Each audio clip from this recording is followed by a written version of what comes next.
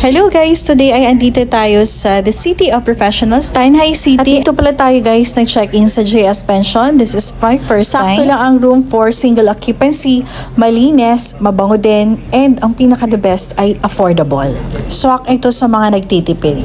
Nag-overnight stay lang ako dito guys, and kinabukasan ay kailangan ko nang umuwi ng maaga para makahabol ako ng trip pa Iloilo. Walking distance din pala ito guys, papuntang bus stop. Kaya konting lakad lang ay nasa bus stop na tayo guys. Ang sasakyan natin ay Ceres papuntang Bacolod at umalis tayo kanina ng hotel ay 6 AM in the morning. Pero guys, anong oras na? Wala pa rin ang Ceres. Nag-open na ang Cebuana Luilier pero ayun, andito pa rin tayo nag-aantay. Patiently waiting. Pero ang totoo guys, meron naman kaninang Ceres na dumaan pero ordinary siya. Ibig sabihin wala siyang aircon kaya bumaba tayo ulit. Kaya heto, antay tayo ulit ng Ceres pero wala pa namang 7:30 kasi mostly dumadaan dito sa Tanhay ang Ceres ay 7:30.